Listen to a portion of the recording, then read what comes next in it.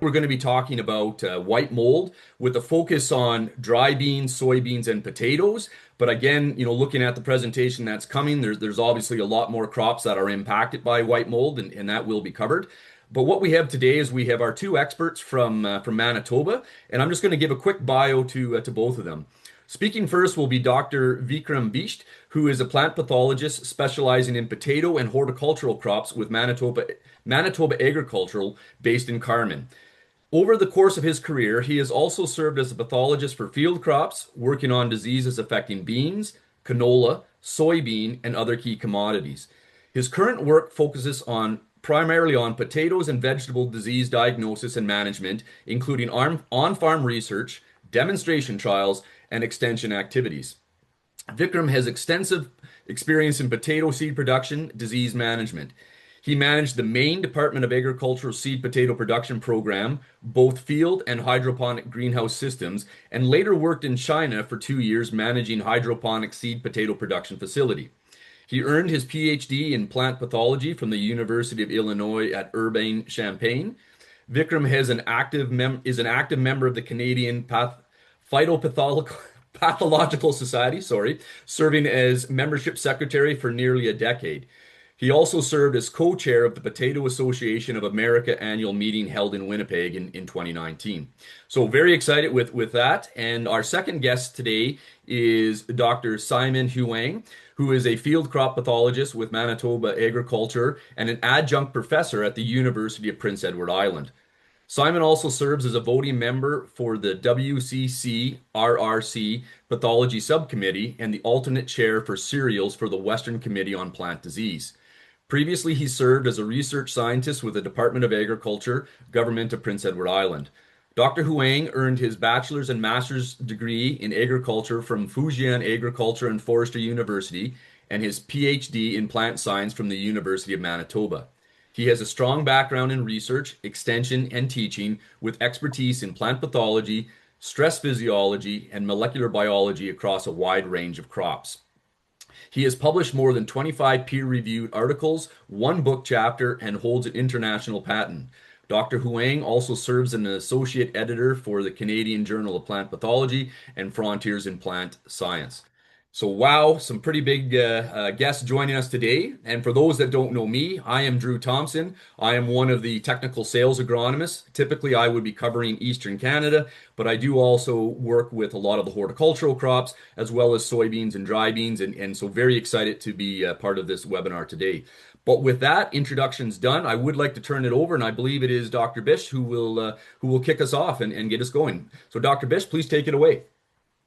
Thank you, Andrew. And thanks to Adama for inviting us to speak to the groups. I will get directly into the presentation. And here we will be talking about the white mold strategies. And this will be on beans, soybeans, and potatoes, how to protect the yields. And I will start, and then Dr. Huang will finish with the program. Today's focus will be on the dry beans, soybeans, and potatoes. We'll speak on what is white mold and why it matters for the Canadian production system and how this disease works. When the risk is the highest, and managing the white mold in potatoes, dry beans, and soybeans, that will be part of the talk. We have a lot of fungicides that are available for use, and we'll talk about the timing. And then Dr. Huang will be putting it all together towards the end. Here. My specific topics will be pathogen, the infection, crop losses, the host range, because this pathogen has a very wide host range, pathogen survival and dispersal, and then some control measures. Pathogen The Sclerotinia sclerotiarum is uh, surviving overwintering as hard sclerotia that looks like you can say black structures which have very hard walls, and these survive in the soil for many years, 5 to 10 years, and they can be independent of the host tissue. The fungus is necrotropic. That means it will have some toxins which kill the tissue, and then the fungus will infect the area. It is spread basically by the ascospores, which I will show you a bit later. From these uh, sclerotia, we have, under the right conditions, millions of ascospores produced from one apothecium, and we'll show you a couple of pictures. The ascospores are dispersed for over 1 mile under wet conditions, especially when there is high moisture like hail and wind. And normally, in many crops, the petals are infected first, which drop down on various parts of the plant and then start the infection there. The other kind of infection is directly from the mycelium under certain conditions when the soils are very moist and the apothecia did not get produced. The sclerotia will produce some mycelium, and in the vicinity of the stems, say of sunflower, potatoes, and even carrots, and maybe beans, the mycelium will infect the stems. And the mycelium, when it comes uh, in contact with the healthy tissue from the infected tissue, that also will get infected. So ascospores and mycelium infection are the two main ways how the infection happens. And many of you may have seen such photographs. And this is the photograph that I took in a wheat field where you could see that in the red circle, there are some sclerotia which have apothecia on it. And this is the close-up that you can see on the right top. And then at the bottom, these are the apothecia, which are about 5 millimeter to almost a centimeter in width. These produce a lot of apothecia, sorry, ascospores, and some good researcher had taken a beautiful picture of the ascospores being released, and there are millions of them. And quite often there will be confusion that there are similar uh, structures on the ground. These are not apothecia, and these are the bird's nest fungus, and these help in rotting the crop residue in the ground.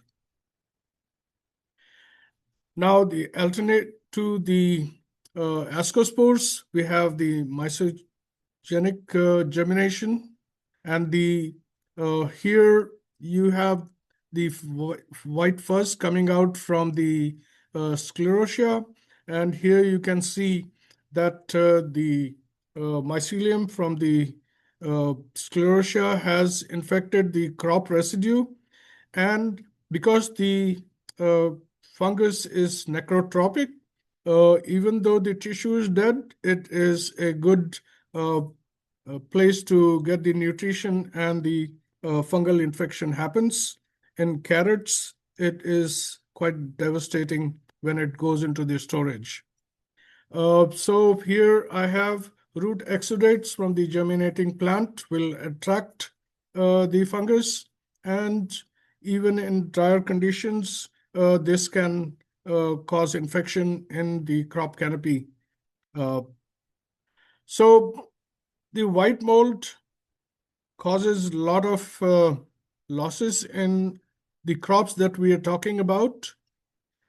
225 to 550 kilos per hectare, which converts into 200 to 500 pounds per acre, roughly. This is the kind of loss that could be expected in severe conditions. Of course, there will be conditions where your losses will not be as high. The maximum potential loss in the beans could be 100%, and that would be in large patches if the soil is really wet.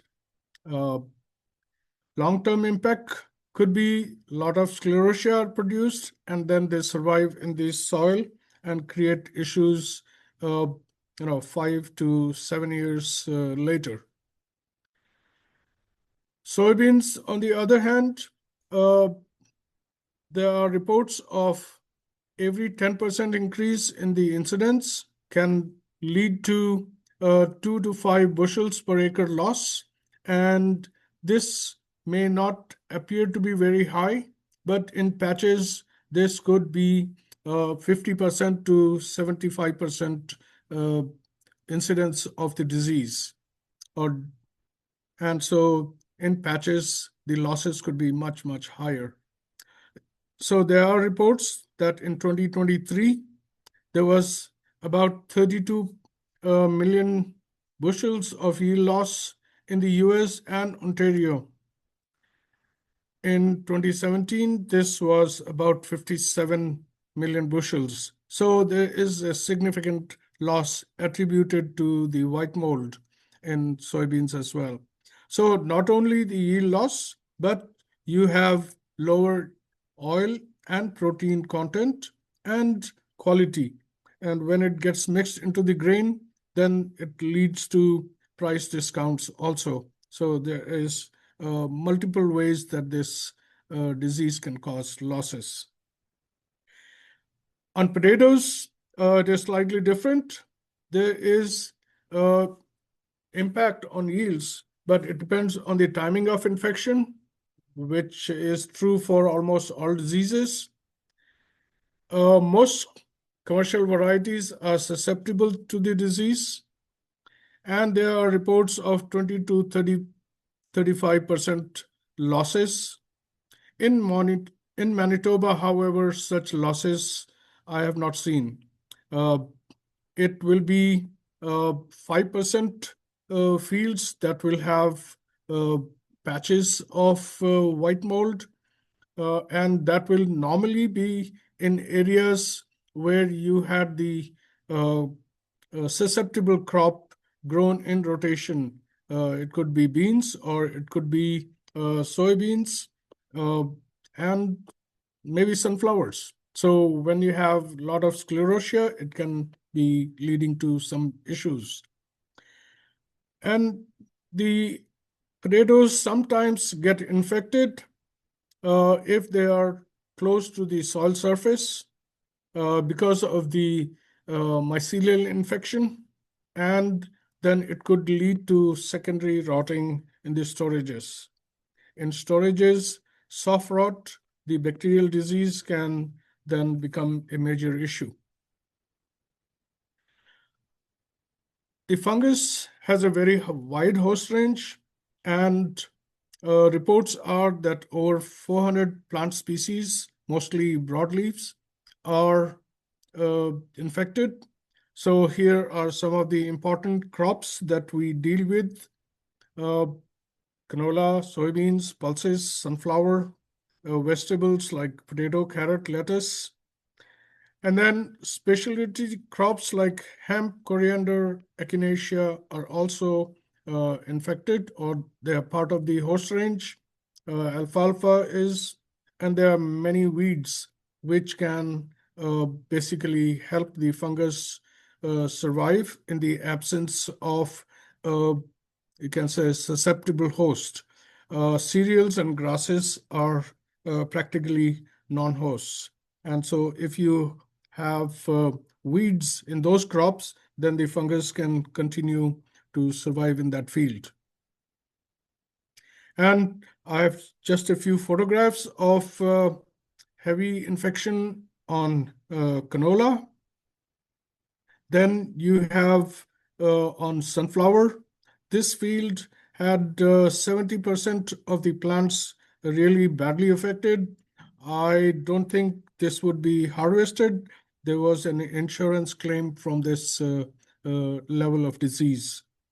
And then you have carrots affected, and not always like in the cabbage that we see here, we have infection. This is basically leaves, no petals involved. So it is not always that the petals are involved in infection. And here the squash, it probably had a infected petal fall on it and caused the infection.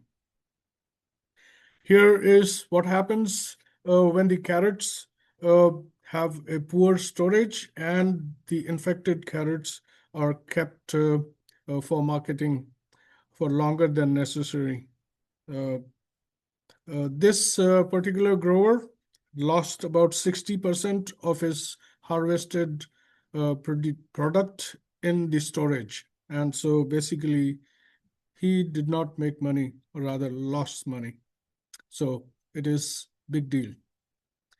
And then hemp is another crop that is infected seriously. The heads and the florets get infected.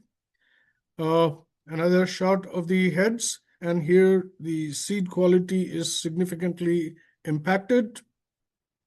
And now I'll come to the conditions which favor the white mold. Practically speaking, it is high moisture. During the growing season, the temperatures are rather warm, but high moisture in the soil and high relative humidity. So if there are a few days of rains, then I think the conditions are very favorable. Even in a wheat crop, when the crop is really dense, the humidity becomes very high. And in the absence of the rain, even then, there will be conditions where the apothecia will be releasing ascospores. But high humidity overnight is going to be very favorable. And within the crop canopy, this is a disease that is favored really. Here I have given a very simplistic life cycle of the white mold disease cycle. Just at the bottom, we see the sclerotia, which germinate, produce apothecia, and then the apothecia produce ascospores, which probably land on the flowers. Potatoes are not really known for producing flowers often, but there are times when flowers are produced or certain varieties produce more. So I wonder if the flower production is related to the sensitivity of the varieties to white mold. From the top, we can come that the stems and even the leaves may be infected, and then they produce sclerotia. And at the bottom, we can see that the sclerotia will then overwinter for over 5 years.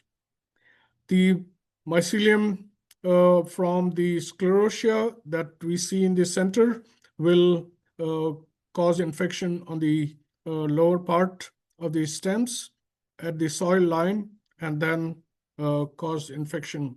The stems then are very easily broken, as we see here on the right, that there's a wet rot, and then there's sclerotia produced even in the wet conditions. And this is the life cycle in short. So it is monocyclic, that is, in one season, there is only one cycle of infection. and then the pathogen goes into the overwintering stage. White mold on potatoes could be an issue in fields following a susceptible crop rotation or when the field is very close to such a field. Uh, I have normally seen that the potato vines, when they lay down uh, after their July growth, when the plants are really long and tall, some plants grow up to 4 feet in length, and basically they can't handle that length.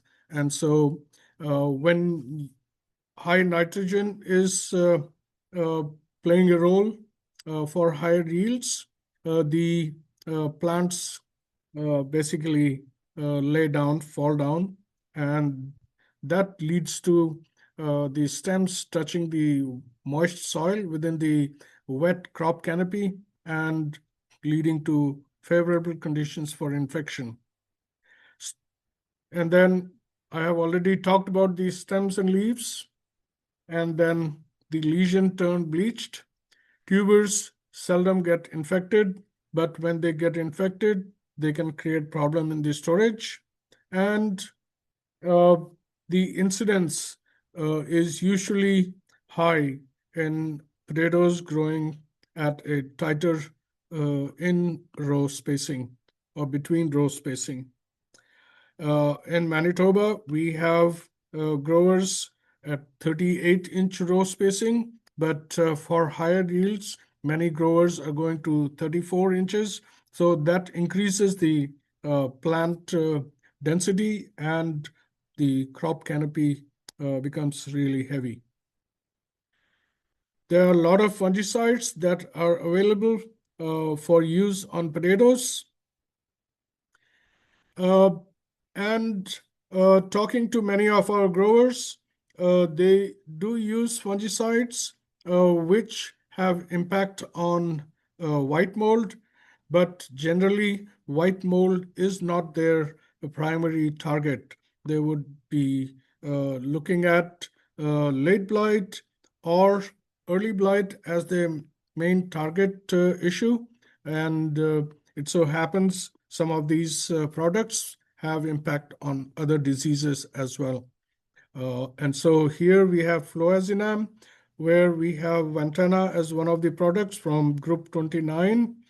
Then we have the Xemium, Cercadis, Luna, Acapella, double nickel, which is biocontrol, and then metconazole.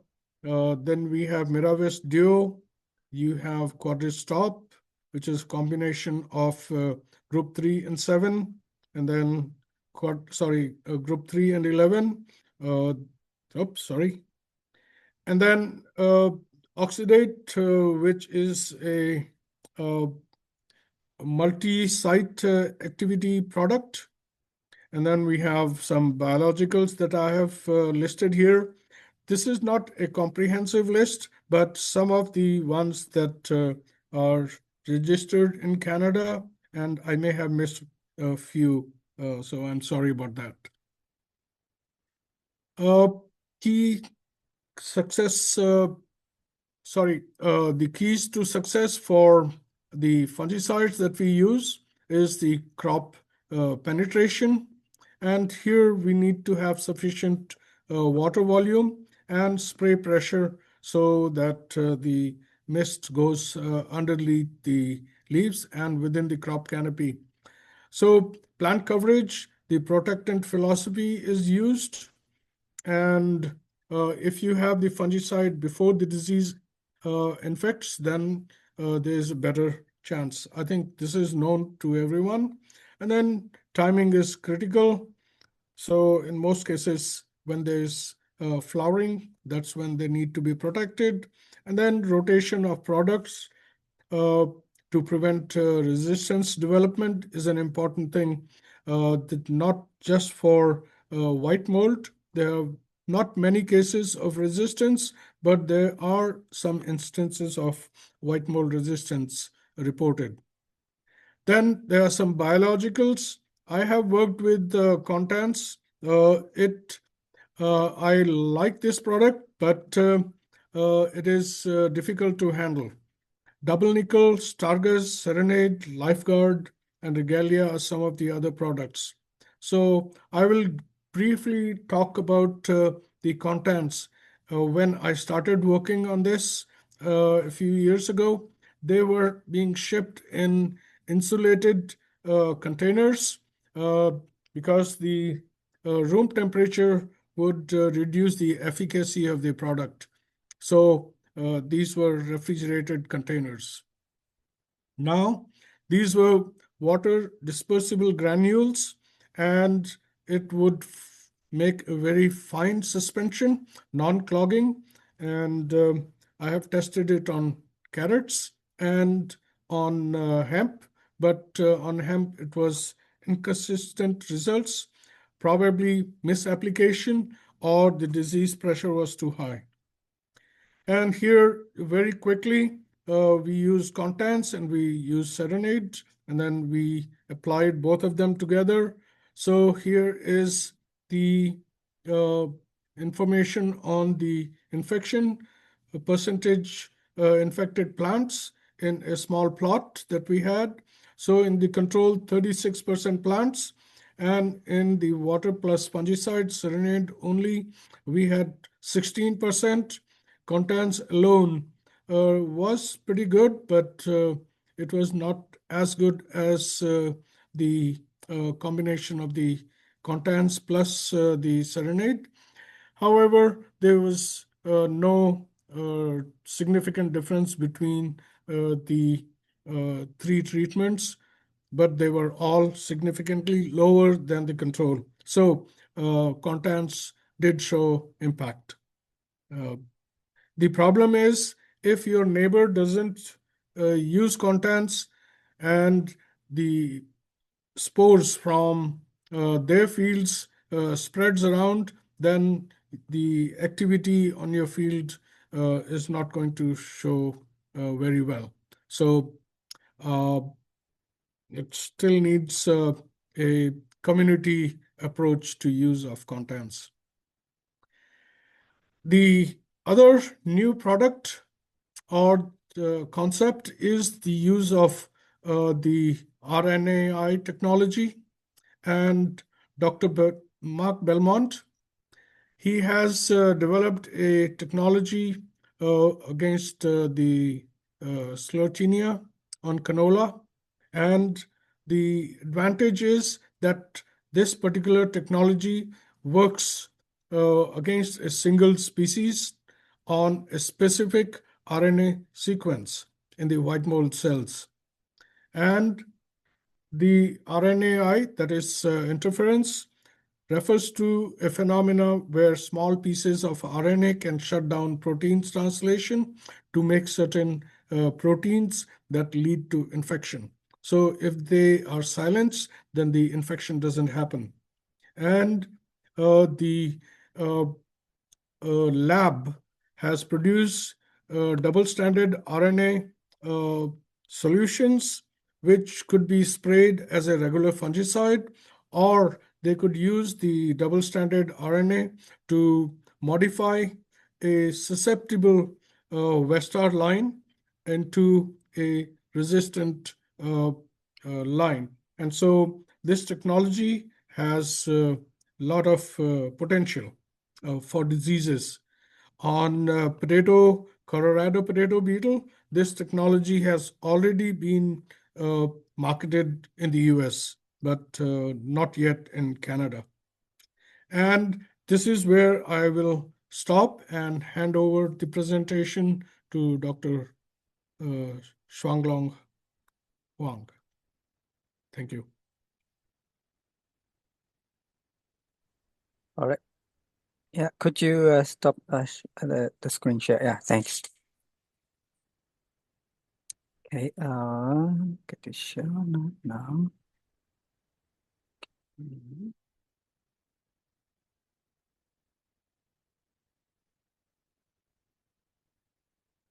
Okay, So thank you, Dr. Bishop. So that's where you just finished here. I'm going to switch a bit to the same diseases, but we are talking about dry beans and soybeans.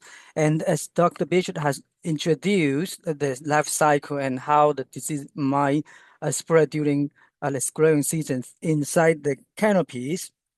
Obviously, as he just mentioned in the life cycle, it's not as proliferate as in potato, but in soybean and beans would be under that very dense canopy. That'd be a big issue, and of course that implies when we are doing the fungicide or the sprays that we have to target the uh, specific timing and also how to make them into the contact with the healthy tissue so as to protect the healthy tissues. As you can see from those photos in left and right, that's how they could be look like in the season if there's a very severe white mold building up. And again, there are some different type of fungicide as just Dr. Bishop introduced. There could be some systematic one or protecting ones. Now, for the life cycle, I wouldn't go into the details again, but I want to say again, this is a soil-borne diseases, and we are looking at the sclerotia, which is the hard tissue or hard fungal biomass being overwintered in the soil, and they can germinate into the apothecia, which eventually release the ascospores, and then could be landed onto the flowering stage, which is the petals. And when the petals are dead, they'll be spread to the healthy tissue across the canopies. And of course, the higher moisture and then the wetness will be one of those, and the cooler temperature condition will be those cooler optimum condition for the disease to kind of develop and spread. Now, looking into how the white mold disease situation in Manitoba is, in this case, we are talking about soybean. So in general, although there are some fluctuation during the years, let's say in over the 10 years, some years may have a little bit higher, a bit lower, but it is also an important disease to watch out. Although, as Dr. Bishop mentioned that, right? So it's not the big issue for the grower to really panic for soybean, and then still in some years, I just say, right, if there's a wet year like 2025, we did have a bit higher wetness, and we see that there's more, slightly more white mold in soybean as well in some fields. Other disease in soybean in Manitoba to watch out is the soybean cyst nematodes or SCN. The other one is PRR or Phytophthora root rot. And as you can see, the guide from Manitoba poles and soybean growers, they have listed which varieties have been resistant to SCN or nematodes, or maybe which variety can be more tolerant or resistant because the resistance level open be very high to PRR, to different parasite. For example, some variety may be very resistant to parasite 1C, but while others may be not. So when the growers are making a decision, that's something to look out as well. Looking into the dry beans, so as I just said, in soybean relatively low, right? But in dry beans, in some year we did see higher. So that's the 10 years data from the annual disease surveys. You can see from the green bar graph, we are looking at the prevalence, which means how many fields we are observing white mold disease in dry beans. And the yellow line, we are looking at the disease severity. Let's focus on, for example, the past 5 years, we did see a bit of kind of climbing chain of increasing of white mold diseases in dry beans in Manitoba, especially in 25. If you look the prevalence on the green bar here, you do see close to 90% of the field have been observed with white mold. And in terms of disease severity, luckily we are not that high, but still, close to 18 or 20. So that's still medium, low disease pressure. So it's somehow good news there, which means there's some probably some good genetics in the background doing the work.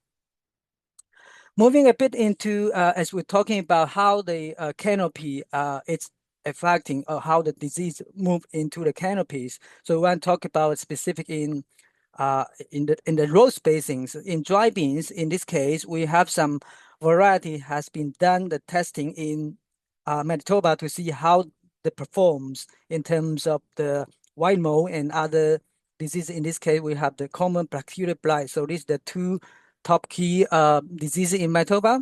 And let's focus on the white mold incidence. And here, if you look at the far right of the table with the star indicated white mold incidence percentage. So you're looking at in the data shows most of the narrow rows you have more than 40% of the incidents being reported, which means in your fields, if you do a scouting, you probably see a 40% over above. We are showing the white mold. So again, that's the data conducted from the Manitoba scenario. And if we look into the wider row for dry beans in Manitoba, you probably can see some variety will be dropping down. Again, you're looking at the white mold instance in the far right column of the table. So we are looking at a wider range, right? Rather than as in narrow range, we have about 40% of the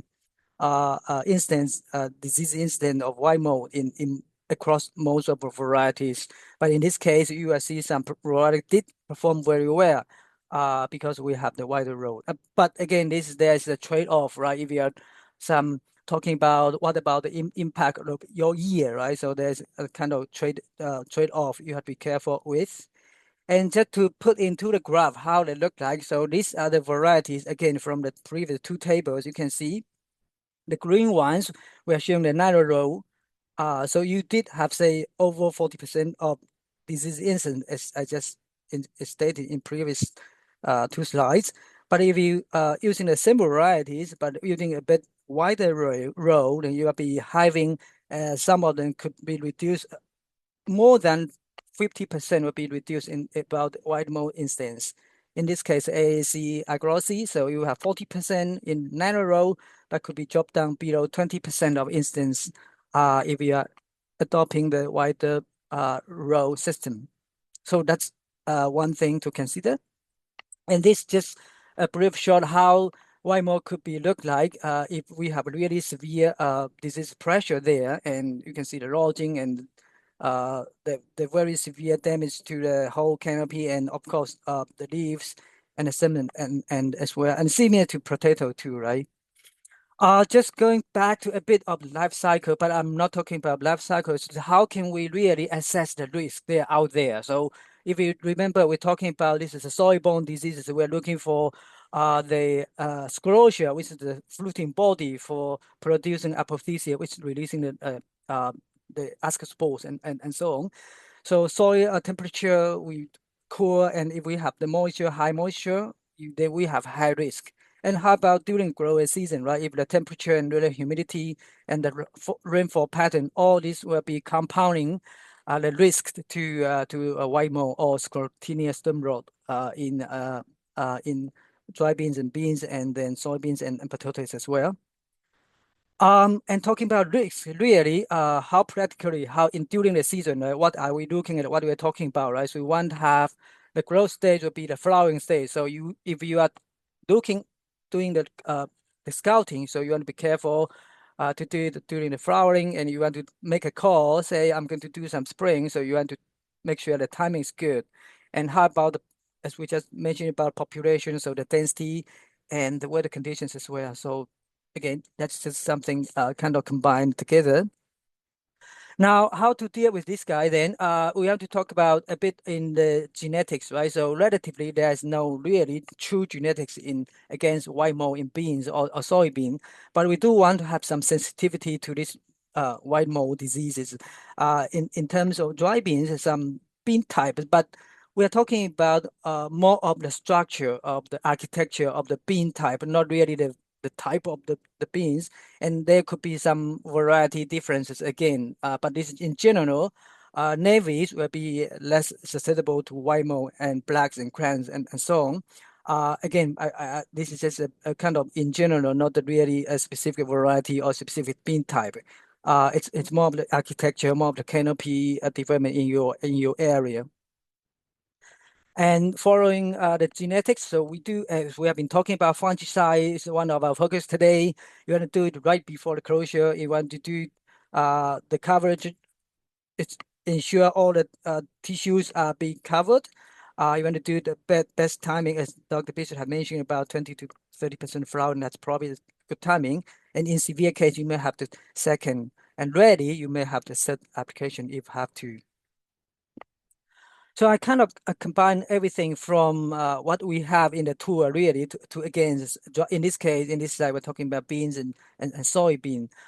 We do have many choices out there with different fungicide group. Some we just control very good, some just suppression only. As you can see, some of them have been listed with only dry beans or only soybeans or tuber, so which is perfect. And Andrea later on, he will be talking about more into Montana, which is group 29 and have good control on dry beans and soybean. And I have to say, it's also good control on potato as well. Moving a bit into some case study, and I'll be brief because I don't want to take too much time from these case studies and leave some time for Andrea to look into this product. So this is some case study from North Dakota State University from Dr. Michael Uch. So he has been doing a nice work in dry beans, how to optimize fungicide timing in white mold.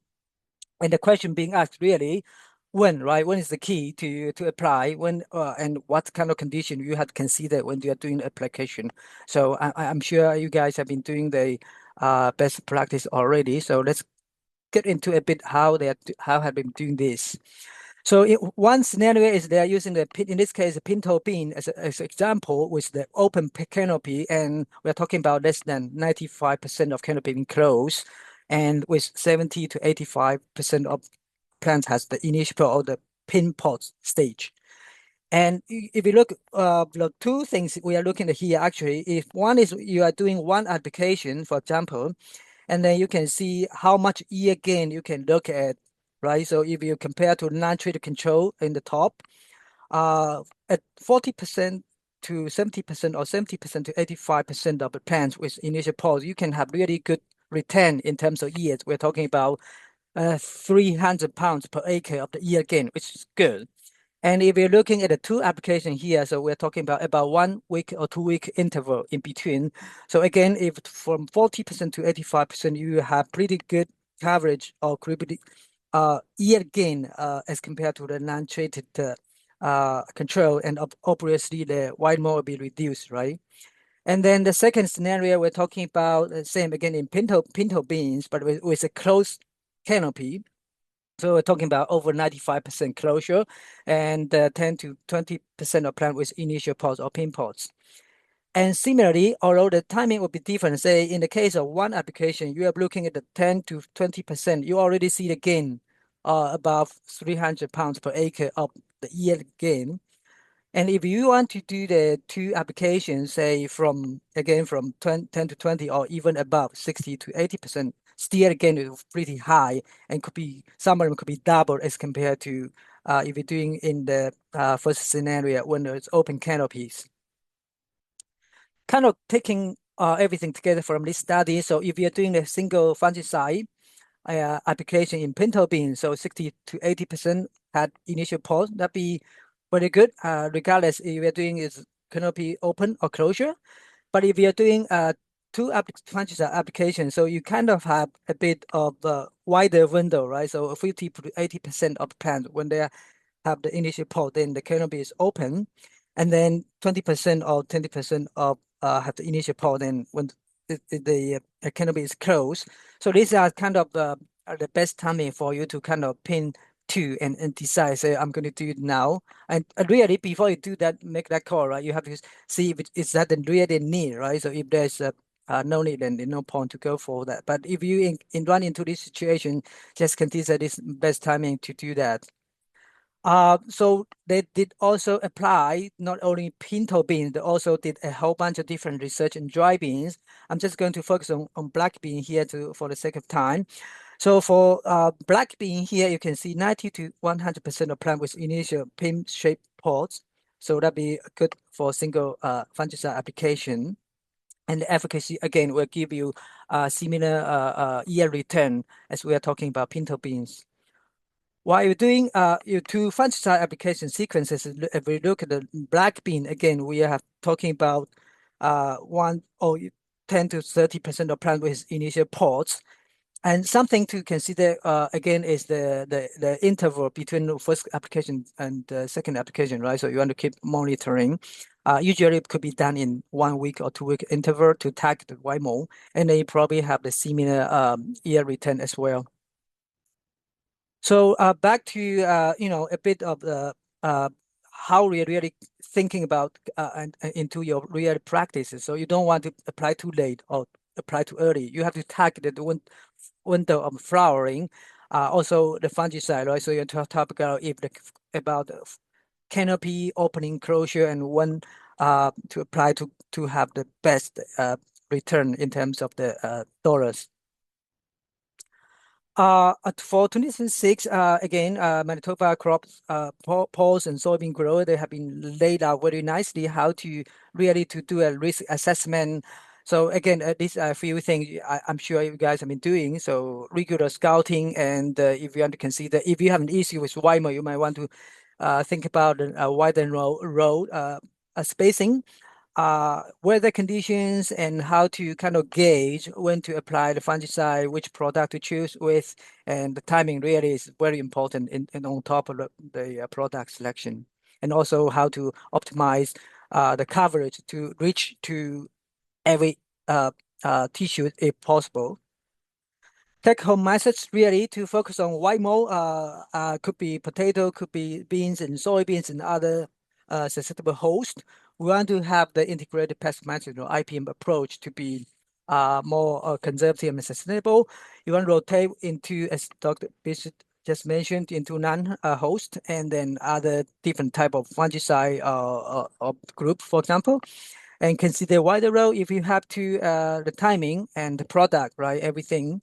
And during the season, really is the weather and the canopy because every year could be different. The timing could be different. So you want to keep a close eye on that. And with that, I want to stop here and probably I was give the floor to Andrea to take on. Yeah. Yeah, perfect. Thank you very much, and we will answer any and all questions at the end. So excited about that.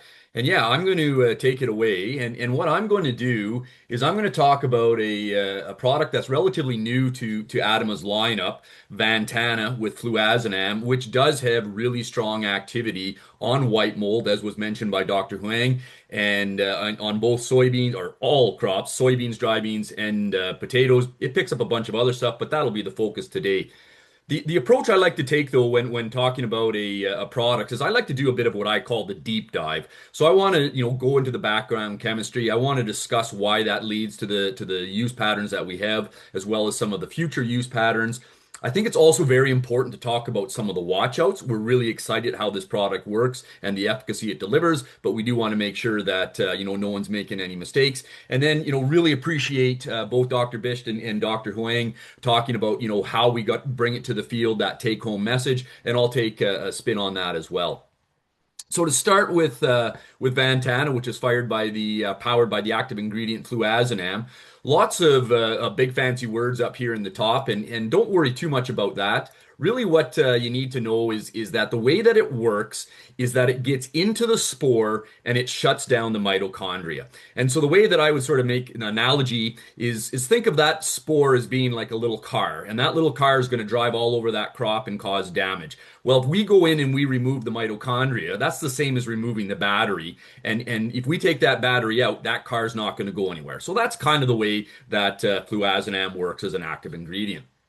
It's very broad range of activity, picks up all sorts of diseases, but the main thing is that it's preventative, and that's really what we want to focus in on.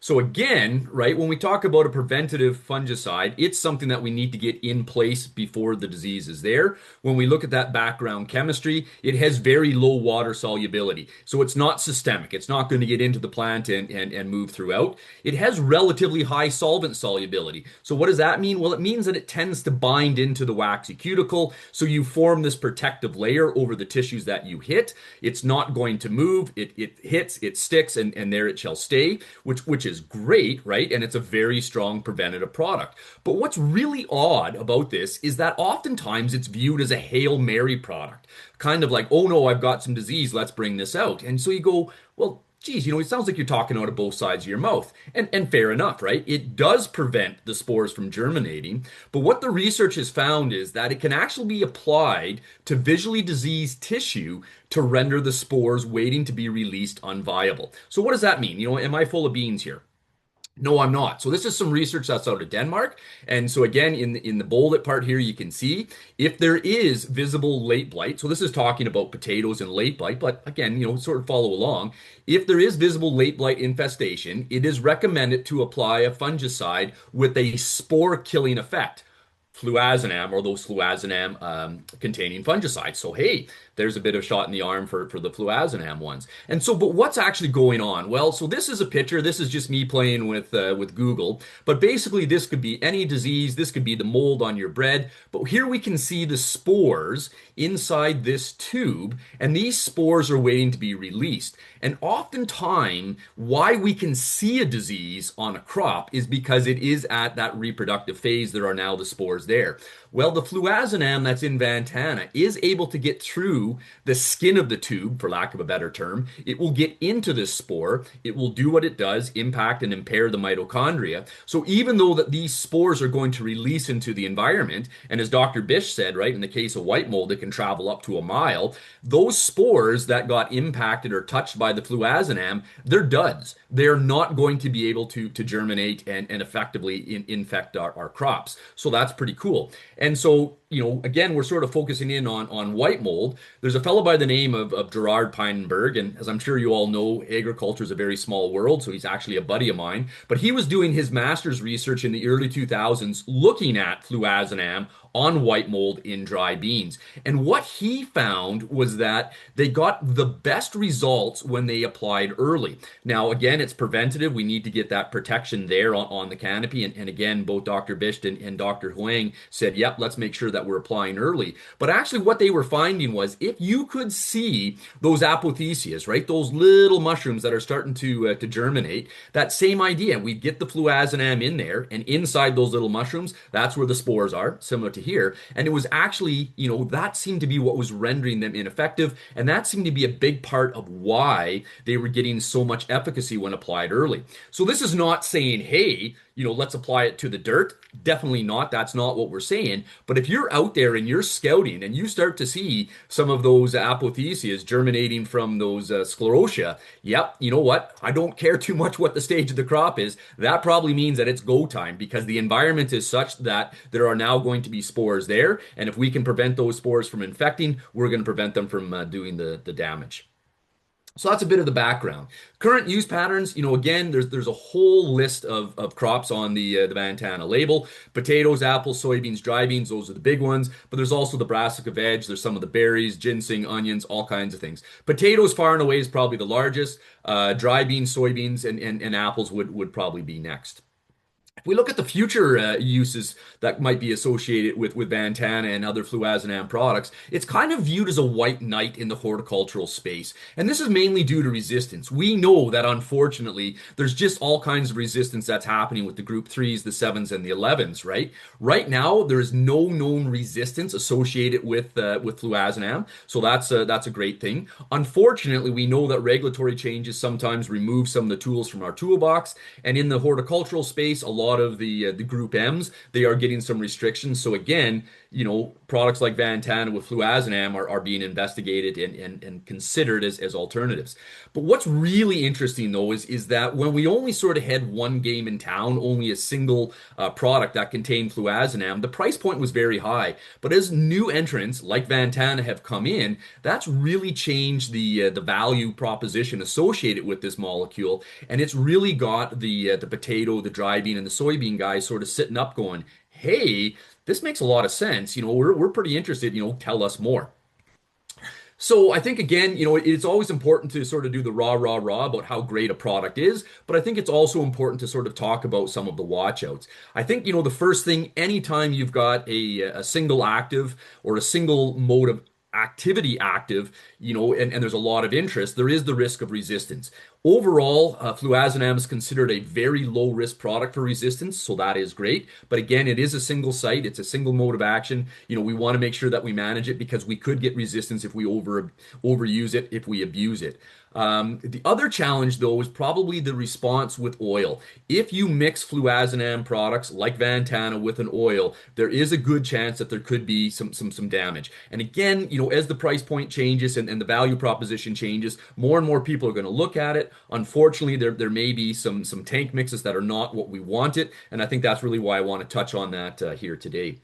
I'm going to bet that a lot of folks on the call today are not as well versed with some of the horticultural products like Captan or Fullpan, with the active Fullpet or Captan. But you'll notice these molecules, they have kind of what I refer to as the chlorides chicken's foot. And that's kind of the business end.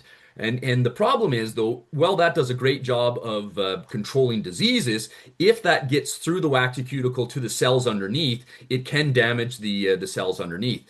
And if we look at the chemical structure of fluazinam, it's a little bit bigger than what we have with these. And while we don't have a chlorides chicken's foot, we have a fluorides chicken's foot. But, very, very similar in terms of how they work. This part here, the body of it, that's going to bind into the waxy cuticle. We're going to have these fluorides chicken's foot sort of sitting out into the environment, and there's what's going to control our disease.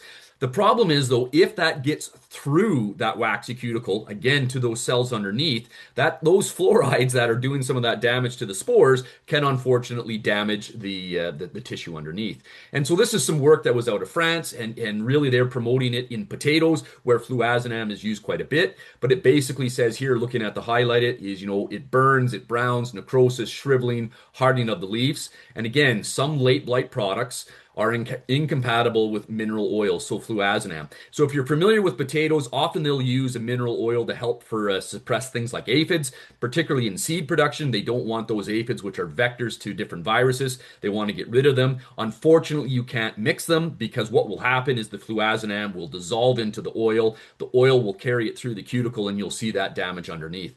This is not a great picture. I do apologize. It doesn't show up that well on the larger screen, but this is a potato leaf that was mixed fluazinam plus a mineral oil, and we do see that damage. And so really what we're sort of saying is, hey, we don't want oil plus a fluazinam product. Probably the biggest question we get is, hey, I'm interested in this on my soybeans. My soybeans are herbicide tolerant. I maybe want to mix it with some glyphosate.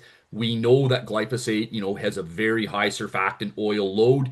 Again, we don't want to see that mixture, because we believe that there will be some pretty significant damage, and we don't want that to happen.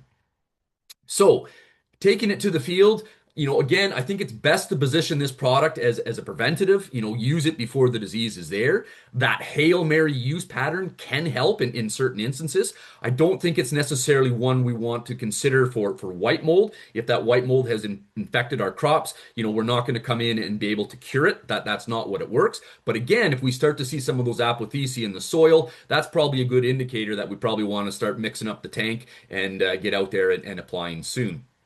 The other thing when we think about it is that it is a relatively long-lasting active ingredient. Its half-life is somewhere in that neighborhood of 20 to 25 days. That's incredibly long, relative to most other fungicides. But we do need to understand, the impact of rates. We'll touch on that. And then lastly, I want to touch very quickly on application dynamics. So when we look at what's on the label for Vantana, talking the big three crops here, the potatoes, the dry beans, and the soybeans, the first thing we notice is that there's a rate range. It's a relatively tight rate range in potatoes, depending if you're targeting late blight or white mold. Dry beans, there's a fairly large rate range, 243 to 405 mils. Look at soybeans, at that low suppression rate, 178, all the way up to a high rate of 473. And that's where a lot of guys go, man, what rate should I use? And that's a difficult one to immediately answer. But I kind of like this graph. This is a very simple graph. I'm sure we've got our experts here probably rolling their eyes at how simple it is. But every disease kind of has a critical concentration. If we have the active ingredient above that critical concentration, we should expect some activity. However, we also know that as soon as we apply, the half-life clock starts ticking, right? So we apply at a low rate, and we've got it. It's above. We have this protection, but it's slowly breaking down, as happens with all of our actives. And once it sort of falls below that critical concentration, we basically don't have that level of control that we need to get the disease suppression. If we start off with a higher rate, we have that same level of half-life, but because we started higher, we actually extend it a little bit further, and we do get a larger window of protection. And so again, I think that's really important to be aware of, right? There's a reason that we use those higher rates, and one of them is, the window of protection. We get a bigger window of protection when we start with that higher rate.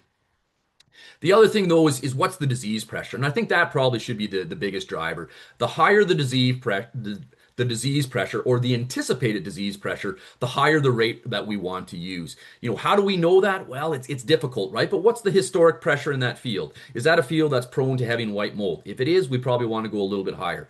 What's the environment like? Has it been relatively warm? Has there been lots of moisture? Are we anticipating that there's a lot of apothecia popping up out of the soil to release those ascospores? As well as the crop staging. Again, both Dr. Huang and Dr. Bish did a fantastic job talking on the crop staging. But if we've got the conditions, we've got the high pressure, and the crop's at the right stage, man, we probably want to hit it, and we probably want to hit it a little bit harder, to get that extended window of protection.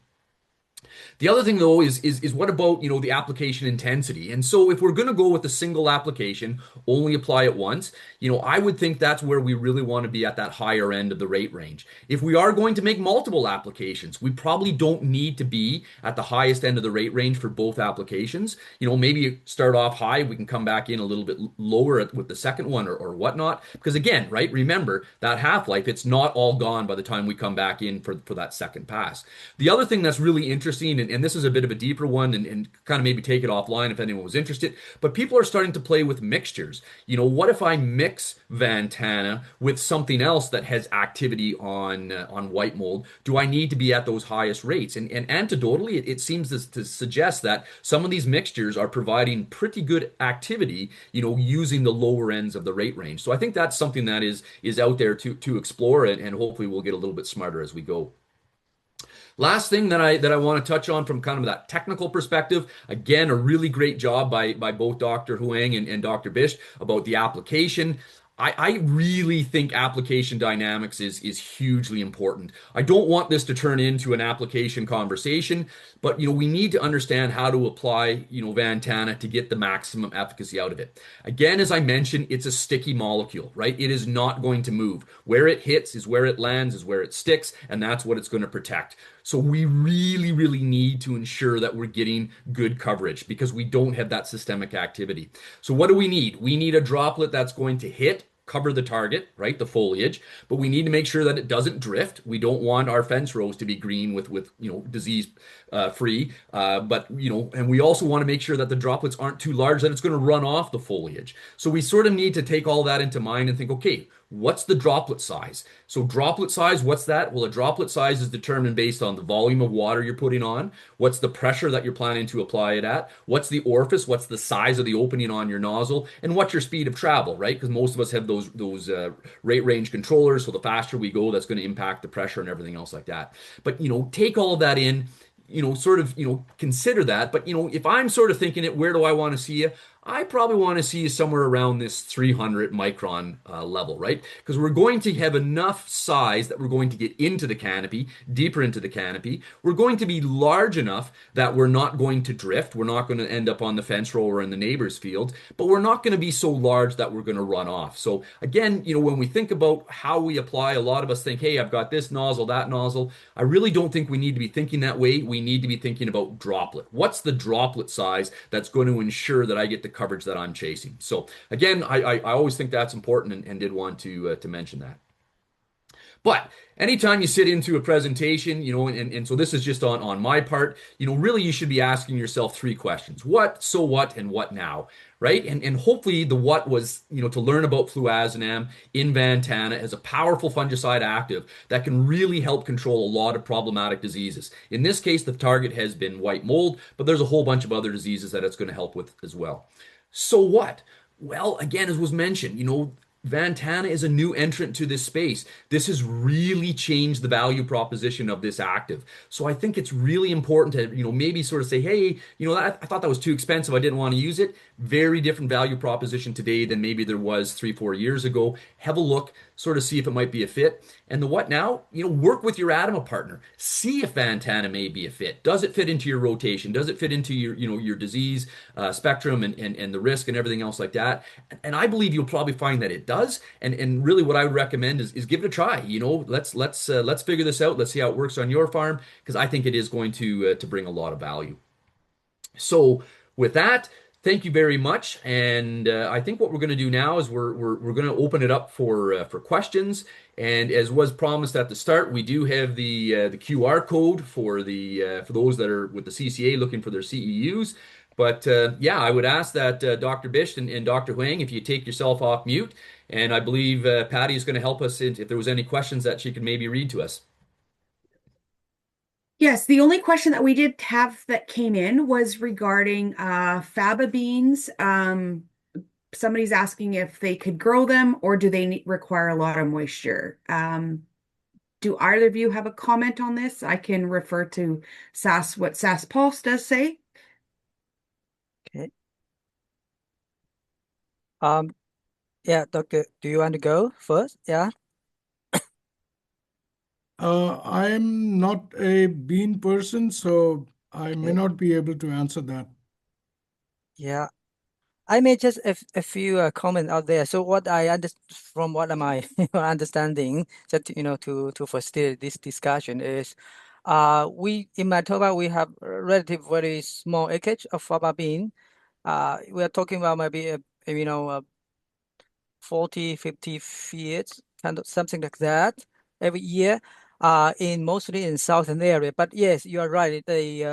As far as I understand, faba bean do need a lot of moisture. And as you look into the Saskatchewan scenario, some of them may have recommended to use the irrigation. But then there's another problem, right? So if you do the over watering, then you have the waterlogging, or you have end up with creating the buffers for the diseases like white mold, which just really lack moisture.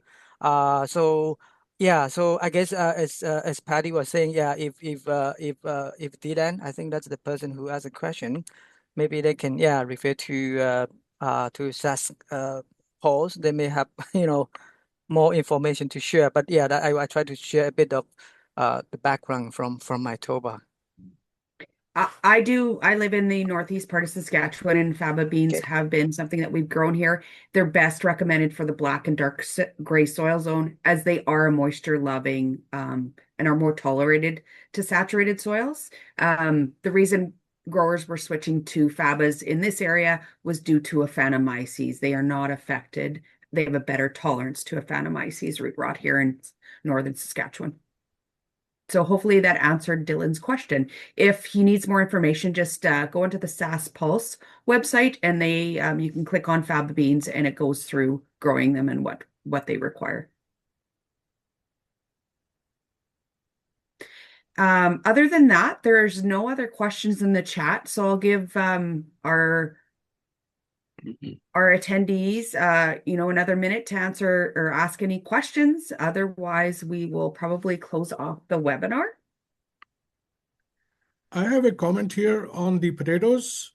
In Manitoba, the growers use fluazinum, the F29 or Group 29 product, for late blight control. And I think because of that, we have lesser issues of white mold in potatoes. However, when the crop settles down on the ground as it is maturing, the within crop canopy, humidity and wetness leads to some unprotected areas where you may find some levels of white mold. But it is not the white mold that the growers are targeting. They are targeting late blight. And I should have brought that up earlier. I appreciate that, and talking with some of the potato folks in the Maritimes, it would be the same. They would kind of be using it at that end of season timing. I was really appreciative of the way you described it. Again, there's the fact that you have the spores that can cause some of the infection, as well as we have some of the mycelium infection, and I think that's probably something to really stress is that I believe fluazanam products like Vantana do a great job of helping prevent that spore infection, but I don't think it's going to have much activity on that mycelium spread. Correct.